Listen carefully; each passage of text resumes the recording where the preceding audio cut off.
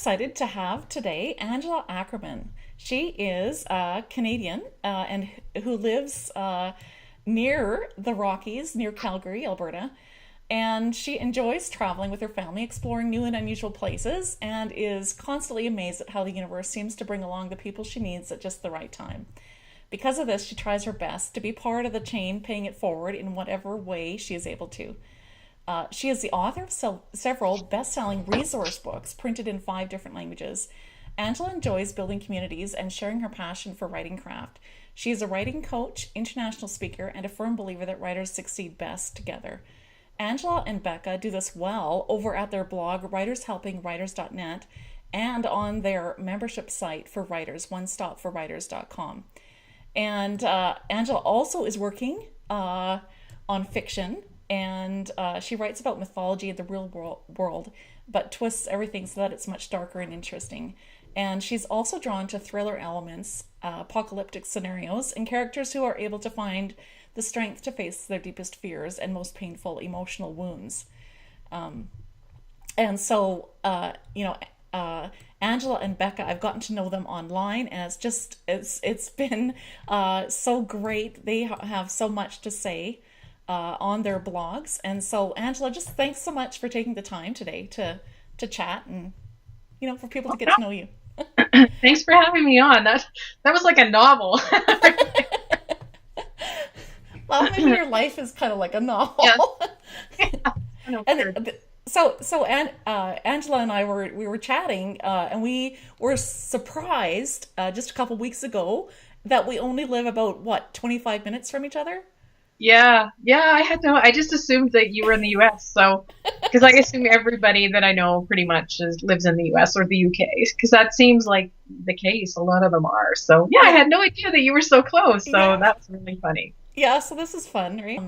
Would you share your story, Angela, of how I'm just so curious how you and Becca got to know each other and began writing your blog, writershelpingwriters.net, and then, of course, later on, then you started the onestopforwriters.com. Okay. Yeah, I was thinking about this today, and I realized that Beck and I have known each other, I think, like almost 10 years, which is just crazy. But we met, I think, in 2007. We joined a writing site that was called the Critique Circle. And we were both new green writers. When you're at that stage where you're like, I think I have talent, but, then you get a few critiques and you're like, oh my gosh, I have so much to learn. And Beck and I just started critiquing each other's work, and we really clicked. And, more and more, we were interested in the publishing end of things. And everywhere I looked, they said, hey, you should build this thing called a platform. So I'm like, okay, I guess I'll build this thing called a platform. And so one day I decided to start a blog. And I posted one post on the blog, and then I got really terrified. And I went to Beck and I said, Beck, I think you should do this blog with me. So I kind of roped her into it. And so we started the Bookshelf News together, which is now Writers Helping Writers. We rebranded it a couple years ago, just to kind of more cement who we are and our brand, and kind of, um, fit. It was a better fit than the name, the Bookshelf Yeah. News. So, so we started that together. We started by writing about what we were learning and the struggles that we had. And one of the big struggles that we had was writing emotion and how to show it and how to do it in a way that our characters weren't always smiling or shrugging or rolling their eyes, and all these other gestures that, we found we were using over and over and over, and it kind of left our writing really flat. And so we just decided, like, let's take an emotion and just start creating lists of all the different ways a character might express it. And we originally started this idea on the site, the Critique Circle, with a few other people. And we decided to bring it onto the blog. And it just kind of exploded from there because so many other writers struggled in the same area. Mm. So it was really nice for us to kind of group up and all have this thing that, we all needed help with. And we were kind of helping each other through by exploring these different emotions through the blog. So that's kind of what kickstarted everything there. Later on, I guess it's almost 2 years ago now, Beck and I, every year at the start of the year, I kind of look at the landscape for writers and try to figure out what writers need and what is going to be the focus this year. Is it micro publishing? Is it that everybody is really getting into blogging or Periscope, or, where is everyone's attention going to be? And how can we better reach readers? Like, how can we better help the people that visit our blog? And what kind of topics do we want to talk about?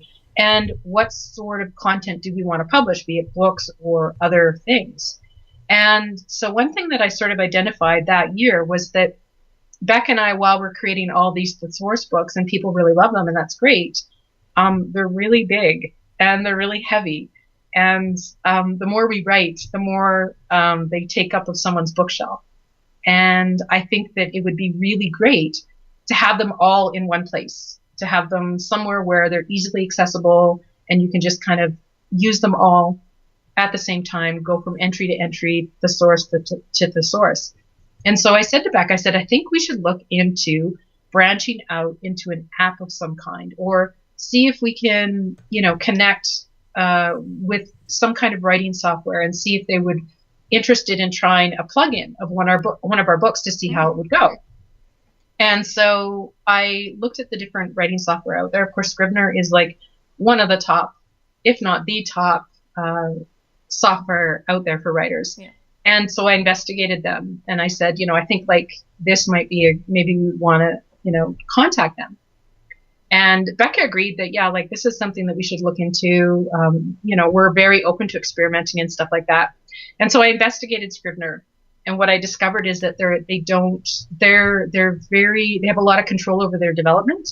A lot of different sites, they allow different developers to create plugins for their sites to increase the usability of it and the different functions. But Scrivener isn't like that. They don't really partner with people. So I told Becca, I still think this is a good idea, but I don't think Scrivener's the right partner. And then literally about 2 weeks after that, we get an email from Lee Powell from Scrivener, who's one of the developers at Scrivener. He's the creator of Scrivener for Windows. And he came across our books and he said, oh my gosh, like these books are great. I would love to partner with you guys to do something. And so it was really that's awesome. when you talked about that it seems like the universe sort of puts people in our path at the right time.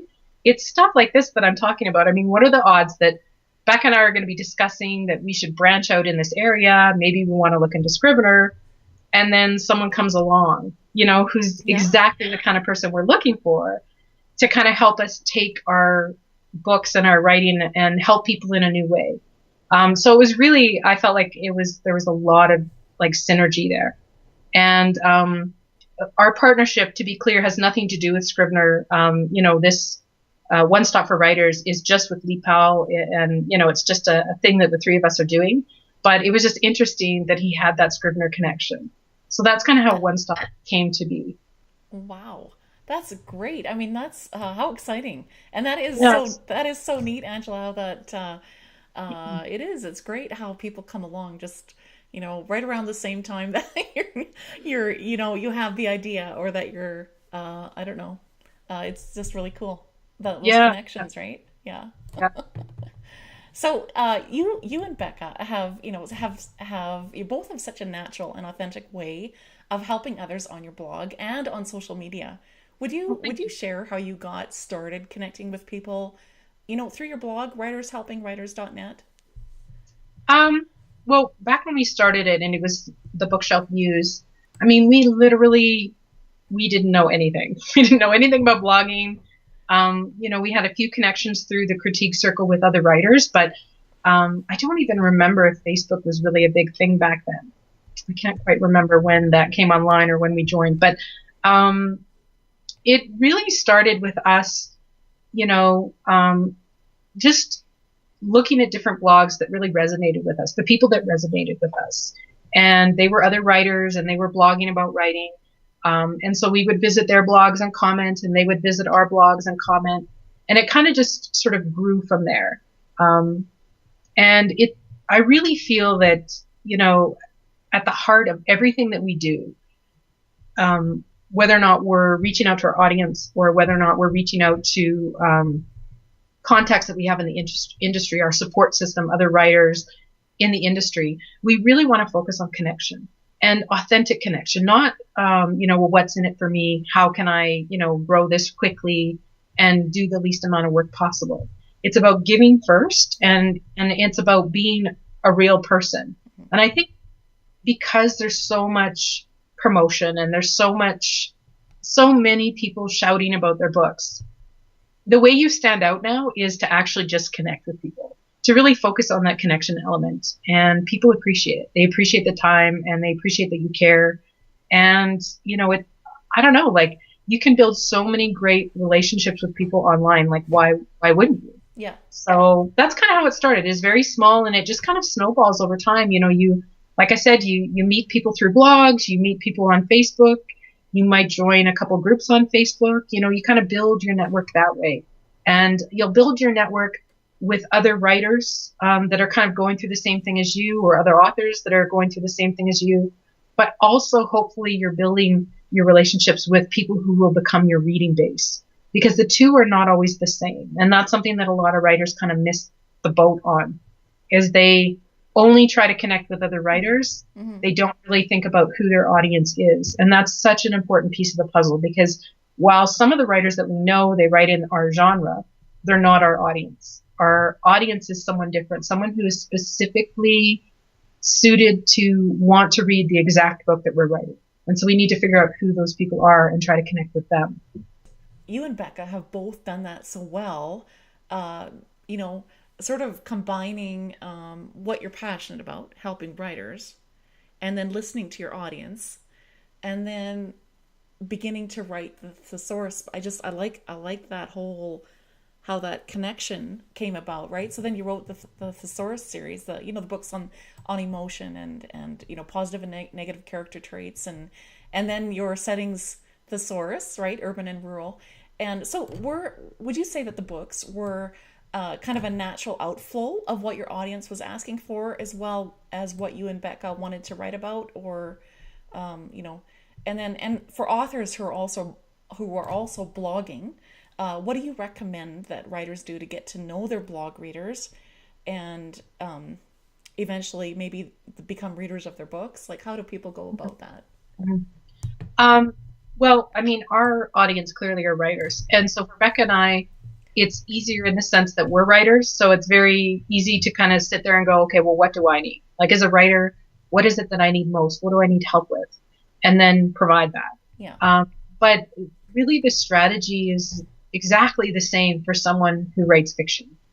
It's about understanding who your exact audience is and what is it that they need? Like, what is it that, why are they reading blogs, or why are they on Facebook, or wherever you're connecting with them, on Twitter, Instagram, what are they looking for? What are they on that social network for? Are they looking to be entertained? Are they looking for information? Whatever it is that your readership is interested in, you should try to provide value in that area. So for us, of course, writing, it's a pretty natural, a hop to that. And specifically description, because description is kind of what we're known for. It's definitely an area that has baffled many people. And Becca and I started down this path because we really struggled with it.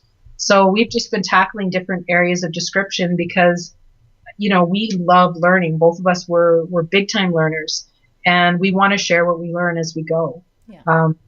So that's kind of why we've definitely tackled the topics that we have. We try to identify, okay, what is it that readers really struggle with now? How can we help? And so we just started a new blog on our thesaurus now that's on character motivation, because really, like, that's such a huge area for writers to really nail down, is they understand what their character wants.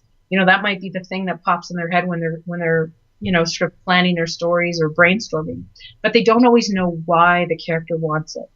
And if you can't figure out the why behind something, then unfortunately your book will probably fail. So that is like kind of the key point that we need to understand about our characters, is why are they motivated to do what they do throughout the story? That's what we really need to nail down. So this is now an area that we're exploring on the blog. For writers who write in a specific genre, again, It's about understanding who your audience is. So if you write romance, obviously your readers are going to be people who read romance, but it's different than just a genre. Someone who writes a romance that is fantasy based it's going to have different readership than someone that writes contemporary YA romance. Yeah.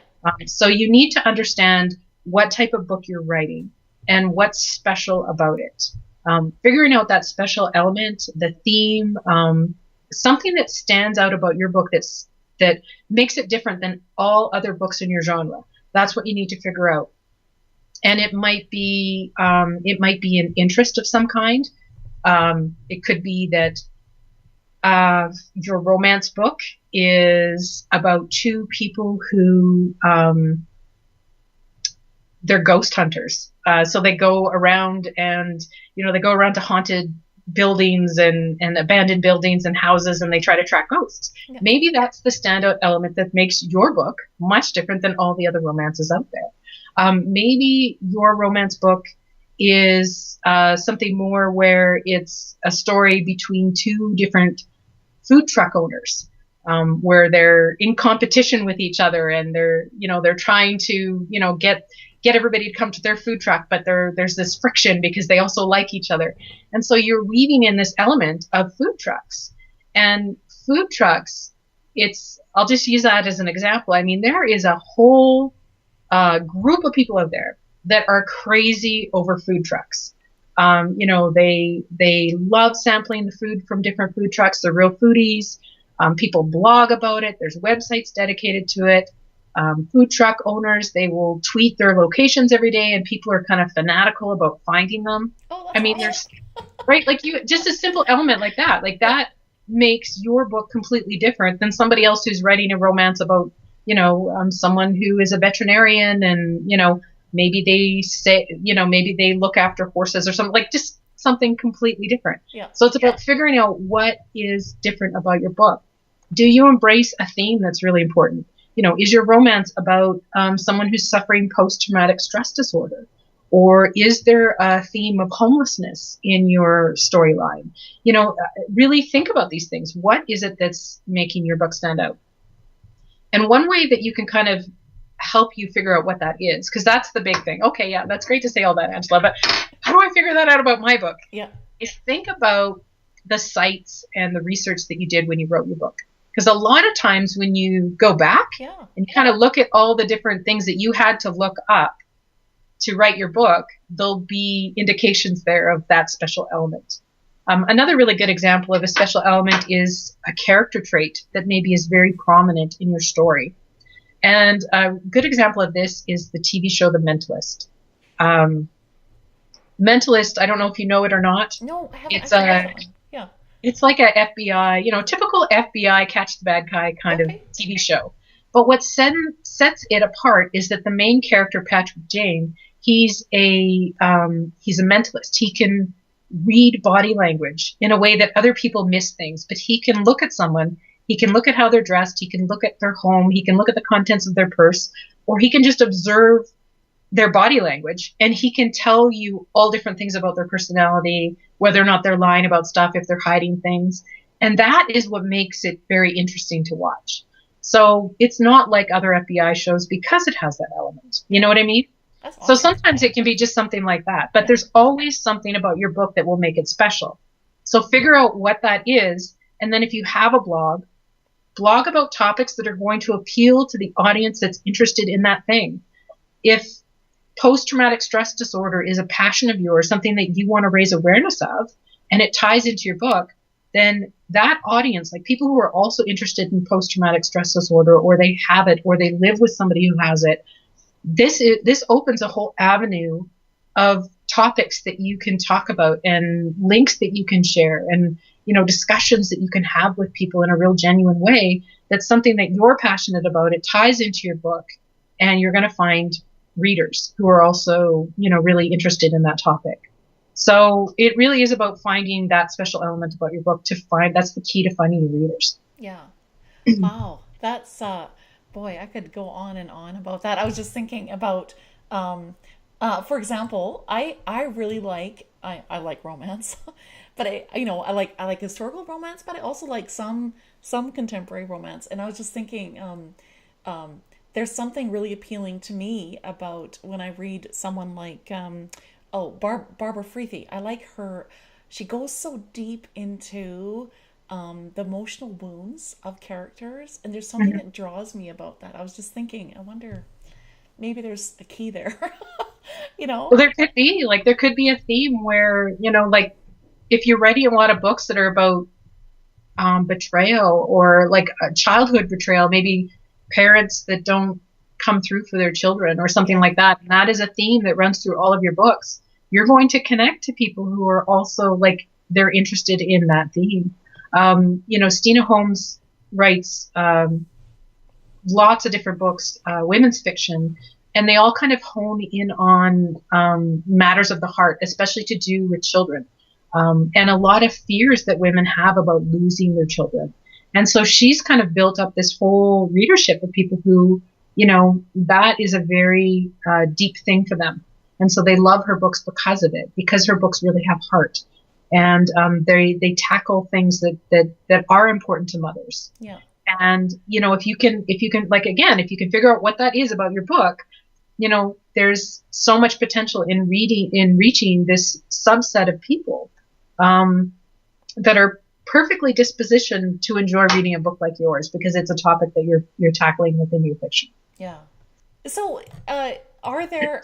I mean, this isn't one of the questions necessarily, but when you are getting to know people, and what they are coming to your blog. For instance, if you are an author that blogs, and not all authors blog, but if you are an author that blogs, do you sort of, you know, as you're interacting with people that comment, is that sort of how you sort of start to draw out why they are coming to your blog and what they are interested, why do they want to talk to you about a specific thing? Is that sort of how that starts to happen?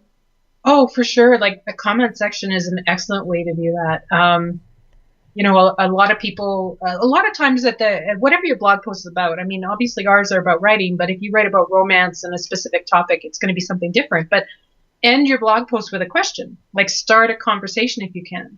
And people who are going to connect with whatever it is that you're talking about, it gives them somewhere to start where they can answer that question or they can lend their experience in some way. Um, One way where this was really effective, which is also sad, but effective, is one of the thesauruses that we just finished was the wound thesaurus, the emotional wound thesaurus. And this looks at the character's wound, whatever it is that in the character's past they've been hurt in some way. And it's something that throughout the scope of the novel they need to move past. And unfortunately, with emotional wounds, it's one of those things where it's something that translates to the real world as well. Yes. We all have emotional wounds. There's all of us can identify with different things that have happened to us in our own past. And so when we will profile an emotional wound, quite often we'll get comments from people who have actually experienced that. And in some ways it's good because it gives them a way to kind of have a bit of a release to talk about it if they're Yeah. comfortable. I mean, we definitely don't pressure people to talk about that kind of stuff. Yeah. Because I mean, some of them are pretty, like pretty deep Yes. and difficult. But yeah, like a lot of people, they would kind of open up a little bit and talk about that. And you can have kind of conversations about it. So, definitely you definitely want to have that interaction in the comments. You don't just want to put a blog post and then just leave it there Yeah. but at the same time, you have to be respectful that people don't have a lot of time. I've definitely noticed that, when I started the blog so many years ago with Becca, we used to get tons and tons of comments. And now we don't always get a lot of comments, but that never bothers me Yeah. because I know, like, for me, I just want you to read it, take the knowledge, whatever's there, think about it, apply it if you can. That's what I care about. Yeah. You don't need to leave me a comment if you don't need to, but it is a good way to interact with people. And asking a question at the end of your post is a good way to kind of start that if you want to do that. Yeah. So, you and Becca have successfully launched your thesaurus books, and the latest two books were I think the rural and urban setting Yeah. thesaurus just in June. just a few months Yeah, ago. in Yeah. June. Yeah. And then, so, would you talk about the steps that you took to launch that, those books? Like stuff like, did you have a deadline for when the books would be self-published? Did you do a pre-order, or how early did you let readers know that the books were coming? And, these sorts of things. And then, did you ask your blog audience or your readers to help you to let others know that the book was coming? That kind of thing. Could you kind of take us through? Okay. I Yeah. might miss a few questions, so if Oh, I do, just like rewind me. okay. So yes, definitely we did have a deadline. Our books are all self-published. I don't know if people watching this know that or not, but they are. So we're kind of in control about when things come out. But we had a few, um, constraints, I guess is the best way to put it, regarding these two books specifically.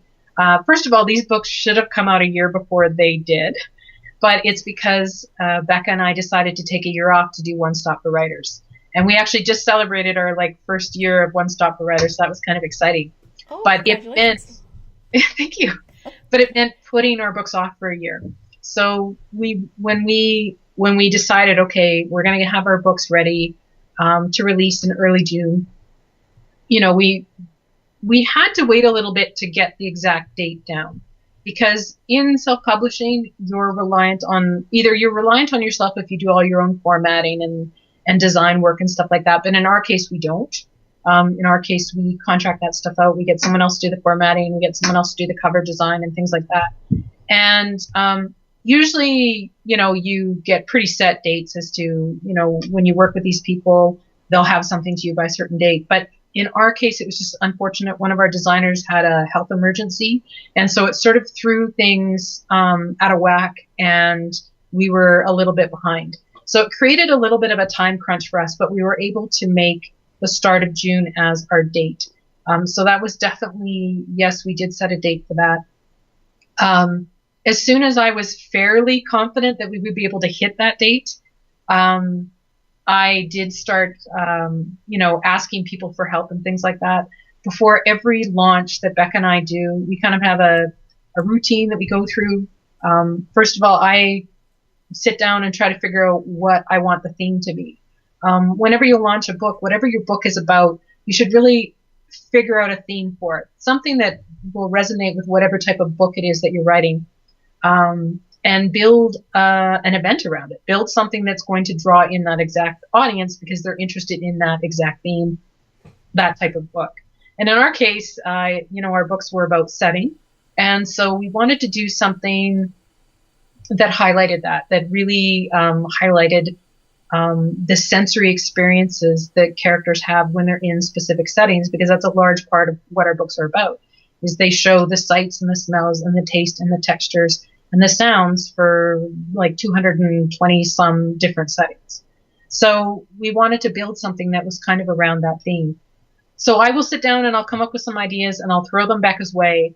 And once we decide on an idea, then it's kind of about planning, what do I need in place to carry out this idea.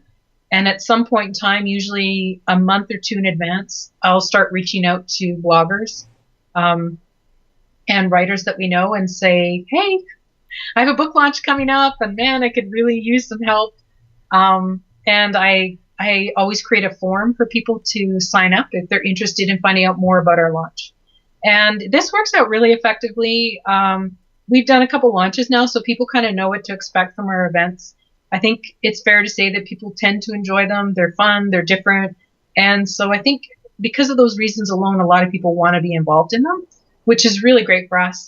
That's just so wonderful because, like I said, people, if there's one thing that we don't have a lot of, it's time. Yeah. And so when someone gives their time to you, that is a special thing. So we're always so appreciative when people, give their time to us and help us out. And so that's what I do is I ask them to sign up. And then once I have their emails of the people who's interested, then I kind of break things down, tell them the idea of the launch and the different ways that they could help if they want. And in this case, I knew I wanted to create a really visual sort of campaign. I wanted to create something that was fun, easy to do. And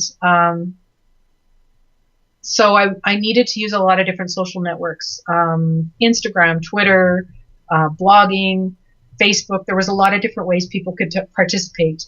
I also wanted to find people who were willing to review the books. So there were all different things where it was kind of like a checklist almost that you could just sort of, I would like to help with this and this and this, or just this. And that kind of helped me categorize the people who signed up. So I wasn't just sending, this huge email to like everyone. It was just the people who were interested in Instagram and how they could help there, or just how they could help out with blogging and giving us a blog, kind of like lending us their blog one day during our launch week or something like that. So that's kind of what we did.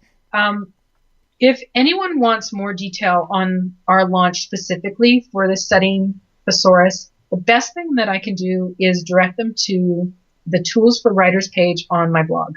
Because one of the great people that helped out with this last launch that we did is Jenny Nash of Author Accelerator.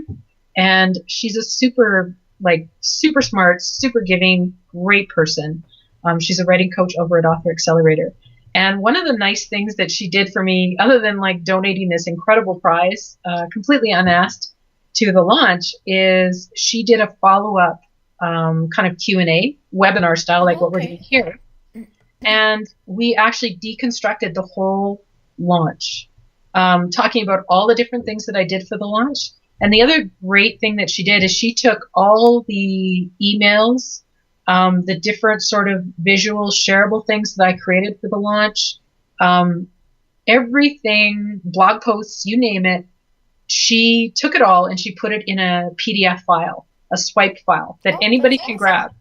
So anybody who's launching a book can literally go and grab that, and you can see like all the emails that I sent out to my street team and how I asked people to help and what I asked them, to help with, my communication style, the different kinds of promotional visual things that I used on different social networks and things like that.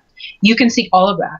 So it's very helpful to kind of give you an insider's view of what it looks like when you launch a book, and maybe give people ideas of what they want to do when they're launching their own book. So I'll make sure that you have the links for that. But that's definitely, I would strongly recommend that if people are interested, if they're looking to launch a book, like definitely, watch that video and look at the swipe file, because there's so much information in there and it's all together. It should be really helpful. Yes. Well, I'll make sure I add in the show notes, I'll add a link to that page, because Perfect. I'm sure there's people are going to want to have that, take a look through that, right? It definitely helps with book launches. Yeah. Book launches are they can be very intimidating. It can seem like there's so much you have to do. And there is, but like, let's be real, there is, but I mean, it's manageable. It's absolutely manageable. And one of the best ways to kind of, figure out what to do yourself is to, investigate what other people do. Look at different authors in your genre, different people that write books just like yours, and go to their blogs and run searches and see what they did when they launched a certain book. Look up certain book titles of theirs and just get a feel for the different things that they did and whether or not it seemed to be really effective or not. I mean, this is an excellent way to kind of figure out what we should do. First-time writers that are just, trying to find the ideal audience for their books, is that something like, do they look on Amazon under books that are similar to theirs? Do they Google other people that are writing something similar? Like, what would you recommend how they find their ideal audience, I guess, is my question. Well, the good news is there's so many ways. It seems like, oh my gosh, like, how am I ever going to find my audience? Because people are sort of imagining their audience like this ocean. Yeah. And it is an ocean, right? Like and I mean, there's so many books out there. Like, yes. When you start thinking about it, it just seems kind of overwhelming. But the reality is you need to realize that you're not trying to market to an ocean of people. You're trying to find, the fish in the ocean that are going to like your bait, or whatever analogy you want to use. You're trying to find very specific people. And there's a lot of different ways that you could do this, a lot of different tools that you can use to do this. There's one tool called Subel. Wait a minute, is it Subel? No, it's called Yassif. I'll get you the link for it. Okay. Yassif is a visual view of all of the also bots on Amazon. So Okay. you can take your title of a book and you can type it into Yasif, and it will show you all the books that are most often bought with your book, or whatever book. Like, say you're just a brand new author and nobody's bought your book yet. Maybe it's not even on Amazon yet, but 3 different books that are a lot like yours. You could type in the name of one of those books, and it's going to show you other books that are also purchased with that book quite often. Yeah. And it'll show you that there's lots of connections, and that's kind of how you can tell. This can be really helpful to kind of widen your net a bit to go, okay, I did know 3 books that were a lot like mine, but now I've got like 10 other ones that are probably a lot like mine that I should look into. I should read these books. I should, start following these authors on Facebook or Twitter. I should go to their blogs. I should see what they're blogging about. I should see the people that are commenting. And these are my audience, right? Yeah. Like, if you have someone that that their book is a lot like yours, and you see the audience that is connecting to that person and that person's book, then yeah, you're going to find your audience that way. So one big way that you can find your audience is to figure out who the influencers are within that audience. Influencers can be people like other authors of other books that have books just like yours, but they can be other people too. Going back to the food truck analogy, if you have, your romance between 2 competing food truck drivers, a great place that you would want to start looking is, who's talking about food trucks? Like, on the internet, are there forums about food trucks? Are there Facebook pages about food trucks? If I search the hashtag food truck or something like that on Twitter, what kind of conversations are going to come up?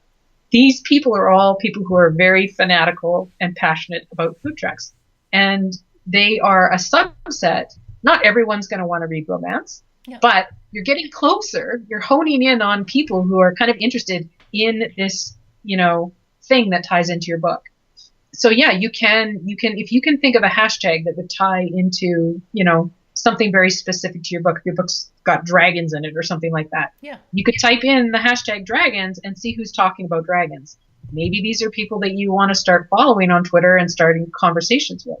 Same thing with Facebook. What kind of groups are out there that are talking about this topic? Or if you know a book that is a lot like yours, like on Goodreads, for example, are there conversations, are there groups around that book talking about it? Is that author having a Q&A? That's another great place to look for audience just like yours, because those are actual like book lovers. Yeah. So there's a lot of different ways where you can actually find your reading audience and kind of have a starting point. But if you can find blogs and things like that where people are talking about already, they're blogging about the things that tie into your book, these are good people to connect to. They may not be authors themselves, but if you're a blogger and you blog all about food trucks, and I, start following your blog and I start commenting on your posts and I start creating a relationship with you, I tweet your links, you start to notice me, we have conversations, at some point in time, I might be able to say to you, I'm writing a book all about food trucks.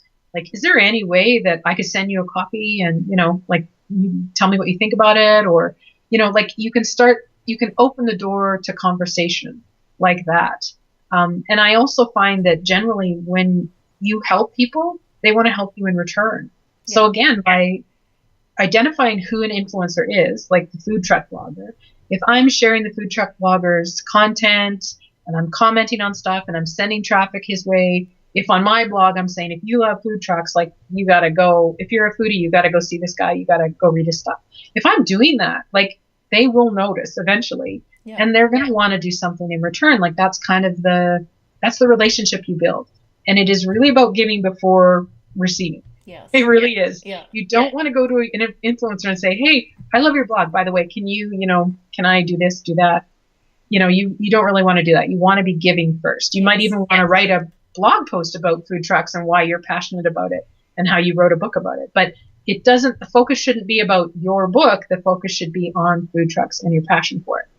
So again, like, just the totally random sort of example, but that's, where you could kind of go with it to find your audience.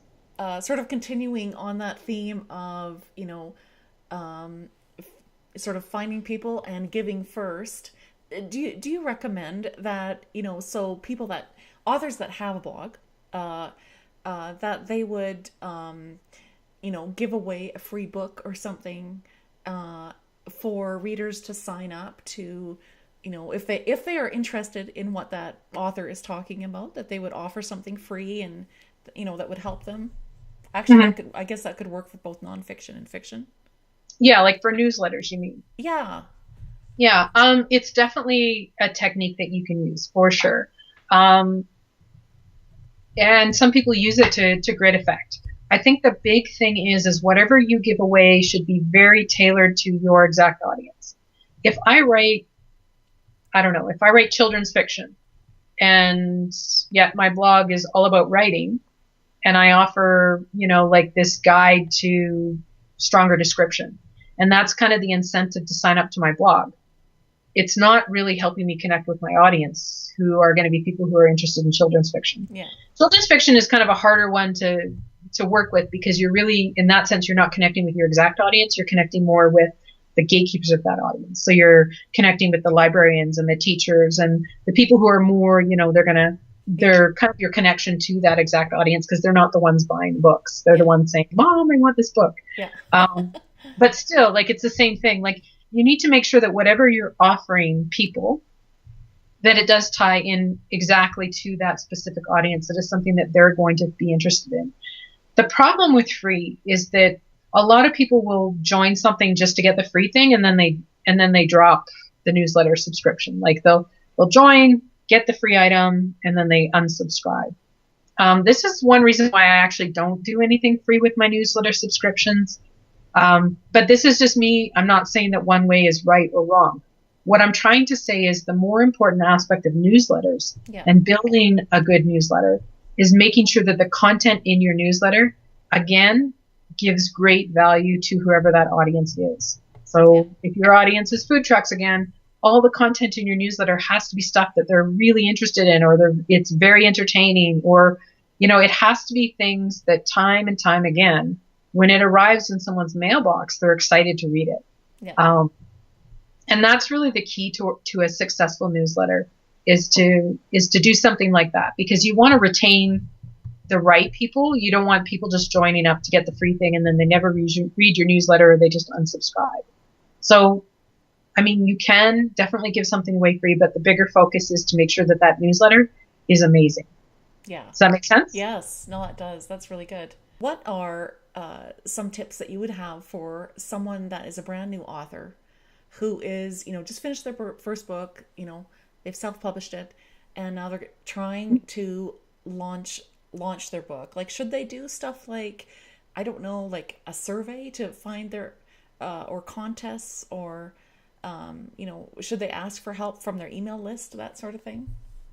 I think there's definitely a lot of different things that you can do. First of all, when you know that you're on the publishing track, so way before you even publish a book, you should be really trying to build your platform. Yeah. There's never a moment where it's too early to build a platform. Yeah. And I see so many people, traditional and self-published, where they're like, I have a book coming out in a month, and what should I do? And you're like, oh boy, where do I even begin? Because, it really, like, the first thing you should do is, even if it's 2 days before your book launch, is start building your platform. The more reach you can get, the better. Excuse me. But specifically for a launch, I think one thing that's really smart to do is, if you've never launched a book before and you're kind of like, oh man, I don't even know what to do, a really great thing to do is to find people who are launching a book before you and join their street team, or find out how you can get involved in their launch, because then you're going to have an opportunity to kind of experience it from the inside. And you can see kind of the processes that someone goes through as they're launching a book. And these are all things that you can file away in your brain to kind of go, okay, I definitely want to do that, checklist. Yeah. There's going to be other things that maybe someone's going to do that, you don't feel was very effective or wouldn't be effective for your audience and things like that. So actually joining someone's street team or just helping someone with visibility, that can be one really great way to kind of get yourself prepared for your own launch. But yes, definitely, whoever your network is, reach out to the people around you and ask for help.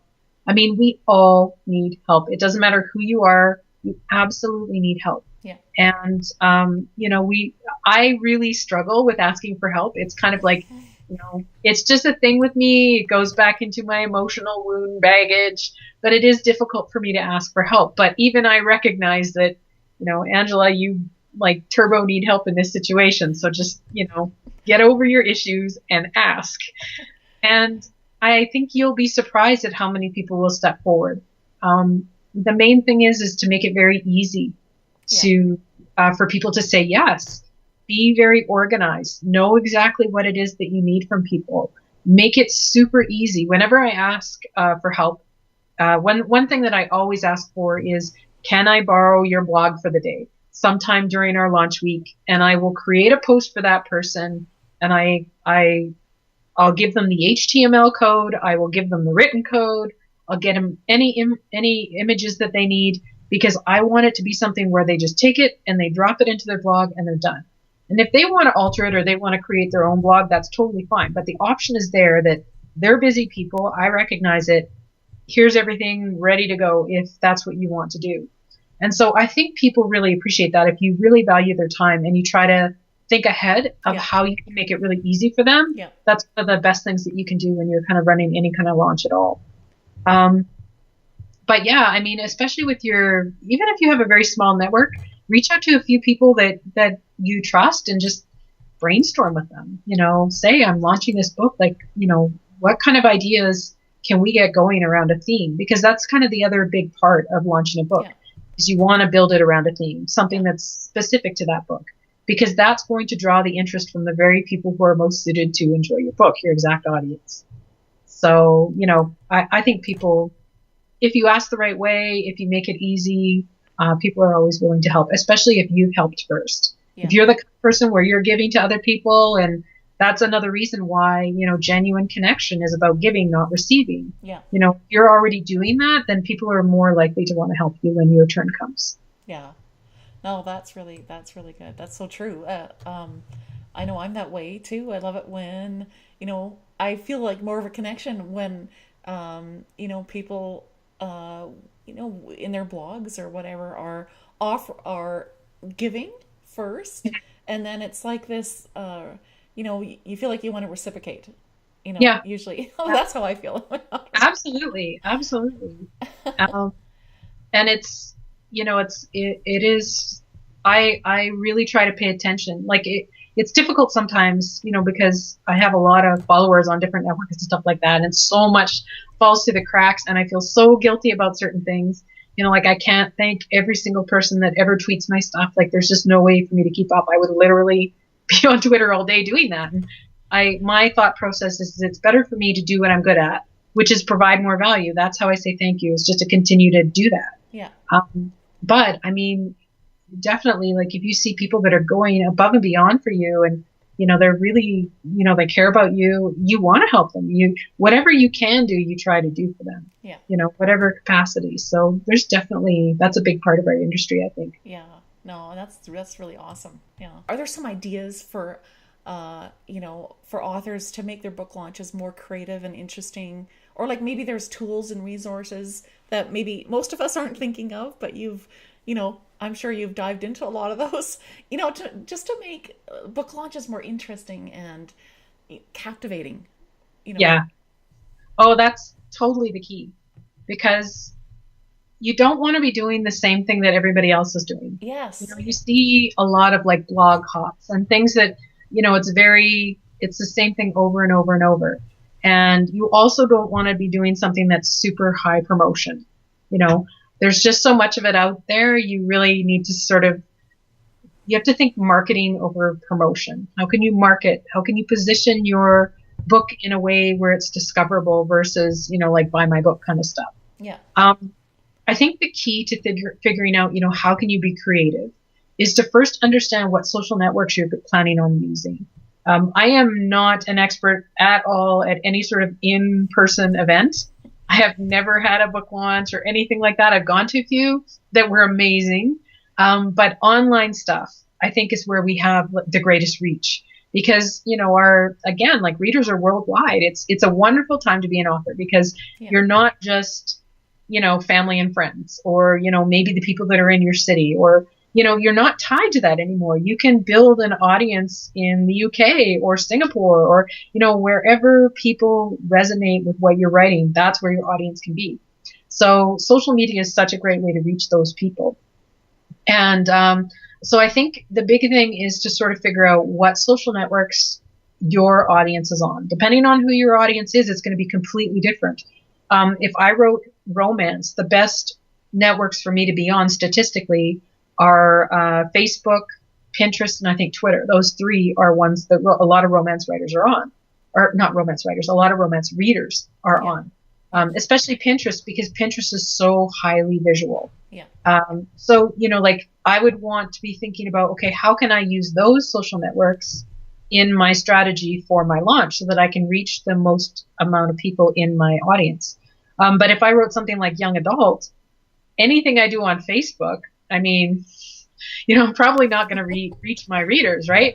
Like if I'm on Snapchat or I'm on Instagram or something like that, or I create a Vine or something, I have a much better chance of actually, reaching the people that would be most interested in my book. So that's kind of a big part is identifying the social networks. I recommend to every author to have a blog, have a website. And the reason why is because whatever you do on different social networks, you need to send people somewhere. Yeah. Your whole goal is to send people to somewhere. And you can just send people to Amazon, but, there's some danger in sending people to a site that you don't control. Yeah. Anything could happen down the road. And, if everybody's used to just going to Amazon and they're not used to going to your website, it kind of leaves you exposed. So generally what I do with my launches is I start on the blog. I'll have something that's on my blog, but often it ties into different social networks. So with the setting books, we had an event called Crack the Code, or no, pardon me, that was another event that we did. Rock the Vault it was called, but it's the same event, where we encouraged people to share images of different thesaurus books. And it could be any thesaurus book. It didn't have to be one of ours. It could be, Roget's or the dialogue thesaurus. Like there's a million different thesaurus books out there now. And it gave people a way to be a bit creative because we said, what we would really like to see you do is put these books in a different setting, like in something that ties into our books. And so we were getting great pictures from all over the world. One of my favorites was somebody took the Emotion Thesaurus and they took a picture of it looking out on Mount Doom, which is a mountain in New Zealand that they use for Mount Doom. Yeah. And so I'm just like, that's just the coolest thing ever. Because it was at Mount Doom. That's great, yeah. It was great. But this allowed people a way to be creative because there's really a few elements of your book launch that you want to hit. First of all, you want to entertain in some way. You want to do something that gives people a reprieve. Think about why people use social networks. Why are they there? What is their goal to be on that social network? And for a lot of people, it's to entertain them. It's entertain or inform. Yeah. So your event should do one of those two things. It should also be fun in some way. Fun to join in, a way to give people a chance to be creative because a lot of people are not writers. We tend to think of in the writer's mindset, that we all are creating, but the reality is a lot of people don't get a chance to create. And so if you can add a creative element like snapping a picture in a unique setting, it allows people to participate in a way that is a bit creative and they kind of get that rush, that release that we get when we create something. The other thing that you want to do with a book launch is you want to tie into a specific emotion if you can. You want to create an emotional response. A lot of the books that we've launched with, we've tied into, pay it forward ideas, random acts of kindness, things like that, because that's a big part of who Becca and I are. And that's a big part, I believe, of the writing community. So those kind of emotions are stuff that everybody kind of connects to. Yeah. They can kind of gather and bond around. So if you can create some kind of emotional tie-in, that is really good. Another author that I know she wrote a romance book that had a stalker in it. And so what she decided to do is, instead of like creating this big splashy book launch about her book, she decided to take the week and spend time drawing attention to the issues of stalkers and the impact that it has on different people and the different resources that are available to people if you've ever been stalked or if you feel unsafe. And her name's Stina Lindblad, and the book was Tell Me When. And it was very effective because she encouraged different people to blog about stalking stories if they had one, or blog about different ways that you could keep yourself safe or different resources that you could go to. Yeah. And it created this visibility, for this really important thing. So definitely think outside the box as much as you can with your launch and do things differently than other people do. And I know as writers, we tend to be risk averse, when it comes to our book. Yeah. It's our baby. We don't want anything bad to happen. Sometimes the safest thing to do is what everybody else does. Yeah. But if you can stand out, that's really a good thing these days online on social media, because everybody sees so much of the same thing. If you do something different, it stands out. Yeah. And it gets noticed and it gets shared and people visit, because generally, we're looking for stuff that entertain us. We're looking for things that, kind of pique our interest. So figure out how to tie that into the special interest into your book and do something creative. Yeah. There's, on that same page that you're going to link to later, there's actually another handout there that's all about creative book launches. Okay. And the different ways you can use different types of social media. So ideas for Twitter, Facebook, YouTube. I don't know if it'll trigger ideas for someone, but they're welcome to download that too. So yes, that is super helpful. Because sometimes I think what happens is, yes, we know all these social networks, and we're probably on, a few of them. But sometimes what happens is, it's the time element, right?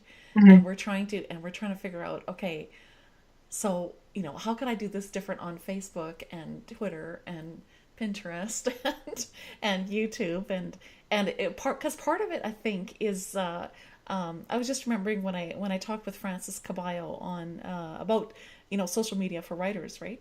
And part of it is that each social network seems to have their own unique audience, like what people are on Twitter for a different reason. Then people go on Facebook for a different reason, or for Instagram, obviously it's more visual, mm-hmm. right? So those kinds of things. But yeah, so I mean, that's good. So I love it that you have all these tools. This is going to be super helpful, Angela. Yeah, I mean, the big thing is not to be overwhelmed and not to feel like you have to take advantage of every social network out there. Yeah. I mean, think about the ones where your audience is going to be and focus on those, because even when you're building your platform, if you try to do it all, you're going to burn out. And some of them you're not going to connect to. You're going to try it. You're going to be like, I don't like doing this. Yeah. And if you don't like doing something, your audience is going to know. Like, they're going to feel it, especially with blogging. So, with blogs, if, it's really important to figure out what you want to talk about and how that can interest your exact readers. A lot of people start blogs because they feel they have to. And this can be a mistake. And I know a lot of writers who, what they've chosen to do rather than have their own blog is they guest post. So they'll just do guest posts at different blogs, and they'll do something like that. And that certainly works. Or they have a group blog. They blog with like a few other bloggers, and then they're kind of sharing the workload, which again is very helpful. I mean, that's what Becca and I do. Thank goodness. Because we could not function without Becca, I don't think. So, there's lots of different things that you can do, but you don't have to do it all. You just want to do a few things really well. That's really what you want to do. Yeah. That'll calm some anxiety, I think, because it does get overwhelming, especially when it's all new for you, right? Yeah. Trying to figure out the different networks and all that. Yeah. So what would you say, Angela, to because you were there a few years ago, but what would you say to writers and authors who might be a little intimidated or scared to launch their first book? I think just, first of all, take a breath and focus on the things that you have control over, not the things that you don't.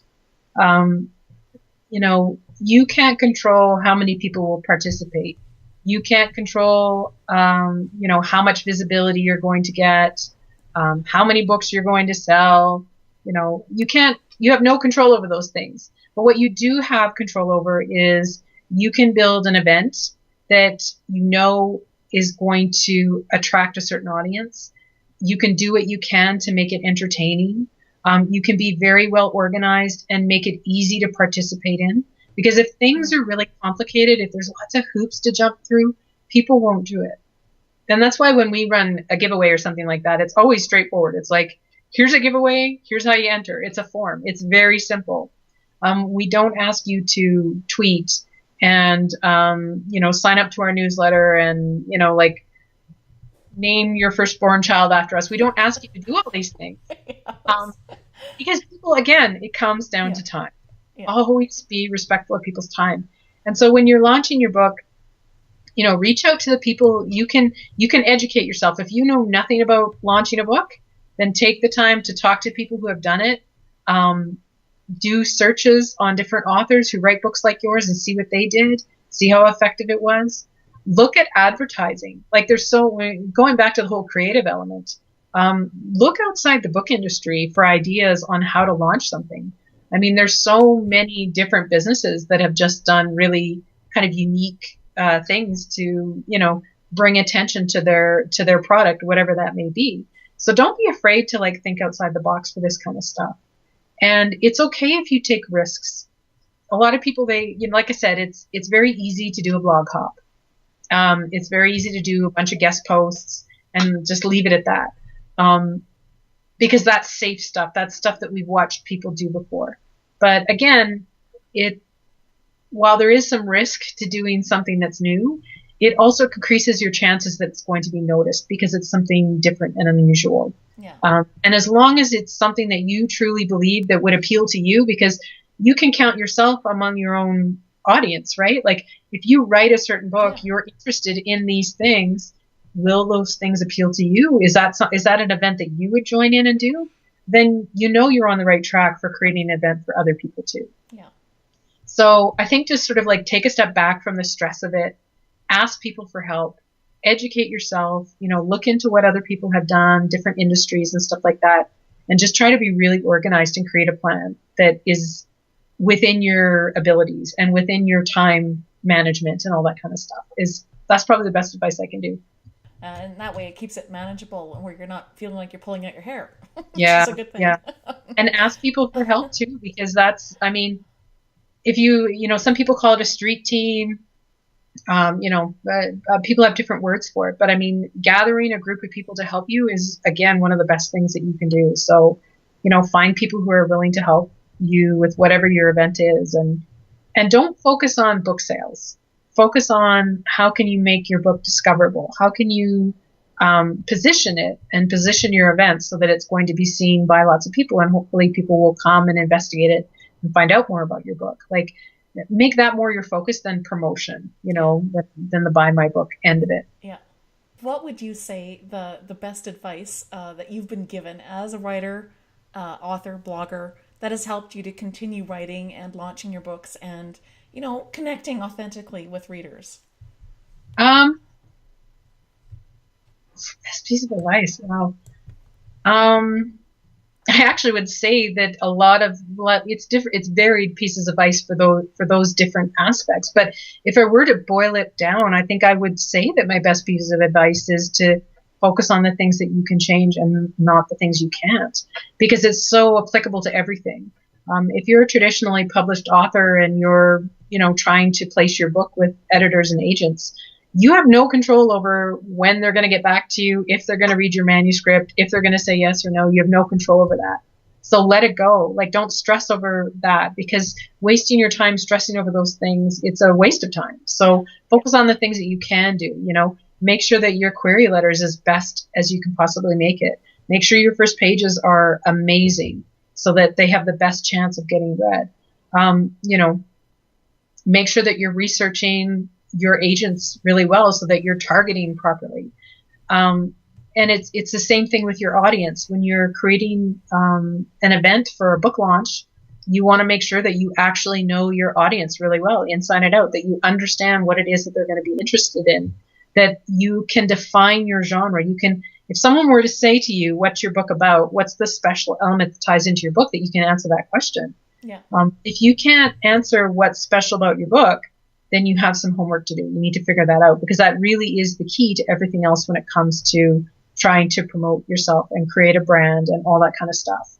So again, there's so much stress in our industry.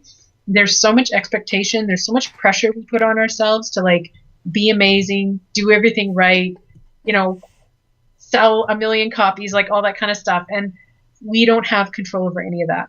All we can do is just take it a bite at a time and do the things that we need to do to fill in those gaps of knowledge, so that we're in the best position that we can be to launch a book, and we understand our audience the best that we possibly can. And we've tried to be really creative in the events that we create. That's kind of, like I said, that's the one size fits all advice that probably applies to everything that I do. Well, you totally don't need to know everything, because none of us do. All of us are, every time we launch a book, I'm learning new things, and things that might have worked a launch ago don't work now. So you have to adapt. And I think that's part of it too, is just sort of letting go, especially with social media, and understand that things change. Yeah. The way things behave change. And like you say, different platforms are used for different things. So you might do something on Twitter that's not going to really work very well on Facebook. So you need to really understand the social networks that you're using and sort of come up with a strategy for each one that's maybe a little bit different, that's going to work for that particular network. Yeah. But it's, all of this, our whole evolution as writers, as authors, is a work in progress. It is. We're like work in progresses. Yeah. And that's okay. It's totally okay. Don't be afraid to ask questions. Don't be afraid to ask for help, because everybody needs help and everybody has questions. So. Yeah. Yeah. No, that's really good. Oh, I love that, Angela. That's so great. Well, would you just, as we sort of finish off here, would you just share some, new books or projects that you and Becca have on the go right now, and then, just talk about where listeners can find you online? Oh, new projects! Holy cow! Okay, it's a long list. Yeah, this could be a long list. Well, we did just start a new thesaurus at the blog, which is the Motivation Thesaurus. So that's just started out, but it's so far it's proving to be very popular. So check that out. We put a new one up every Saturday. We just celebrated our 1-year anniversary at One Stop for Writers, which is super exciting for us. It's been a very busy year, and we've, when we started One Stop for Writers, as I mentioned earlier, my whole first reason for sort of reaching out to that sort of idea where we create some kind of app or some kind of site was to have all our thesaurus content in one place. But what One Stop is so much more than that. And over the last year, we've spent a ton of time creating different tools for writers. And with this 1-year anniversary, we released a whole bunch of new tools, timeline tools and scene building tools. Recently, we released a story mapping tool that lets you totally map your story using the 6-stage plotting structure by Michael Haig. And it really helps with character arc, which is something so many people struggle with. And so it's just a super fun playground that we're kind of creating. So that's definitely something that I recommend people check into if they're interested. Its registration is free, so you can go and kind of look around to see what it's about. We also have a new thing coming to the blog called Resident Writing Coaches. We just announced this the other day, and I think the first post will be up on Tuesday. And this is, again, very exciting because we're sort of bringing in a bunch of different writing experts to our blog to kind of share their knowledge, because Beck and I, we love talking about writing. We love posting about writing. We love helping how we can. But I think a big part of all of us kind of evolving as writers is to really expand our minds to include different people and different visions of what good writing is, and sort of benefiting from the knowledge of lots of different experts. And there's so many blogs out there, and there's so many places to visit. And again, Beck and I always come back to the time issue. That's why we built One Stop for Writers, to save people time, to have it all in one place. And it's the same thing with our blog. We're always thinking about, like, how can we make this more time efficient for the people who visit Writers Helping Writers? And so we thought, let's get a bunch of these experts that we see blogging and see if they'll come onto our blog and post there. And so that's what they're going to be doing over the next year. So we're very excited. There's going to be people like James Scott Bell and Michael Haig and C.S. Lakin, Jamie Gold, Jenny Nash from Author Accelerator, just a ton of really strong writing craft focused experts that are going to be lending their expertise. So that's very exciting. As for books, Beck and I are now working on the Wound Thesaurus. The Emotional Wound Thesaurus is going to be the next book that we're going to put out. I have no idea when that's going to happen. If I were to guess, I would say maybe, next fall. That's kind of our ballpark that we're hoping for. But we're also moving the Emotional Wound Thesaurus to Writers Helping Writers, and so that'll be available there a lot sooner than the book, because the book obviously takes more time to put together. So yeah, like, just lots of different things going on right now for us. It's very busy. Oh, that's wonderful, though. And lots of helps for writers. That's Yeah, terrific. yeah, yeah. So yeah, but people can find us at Writers Helping Writers. We're always blogging there. Beck and I are both on Twitter. Just search up our names. We're on Facebook. We have a newsletter. We have a newsletter for One Stop for Writers. I'm on Instagram. That's something that I had to learn with the last book launch, talking about always sort of expanding your horizons and learning new things. Because the last book launch was highly visual, I knew that I really wanted to have something on Instagram. So at the last minute, I had to kind of learn Instagram. Yeah. So I am on there now as Writers Helping Writers Angela. So anywhere you want to connect with us, please do, because we always, we're very much into connecting with people and having conversations and stuff like that. Oh, that's awesome. Well, thanks so much, Angela, for your time today. Oh, thank you. Super fun.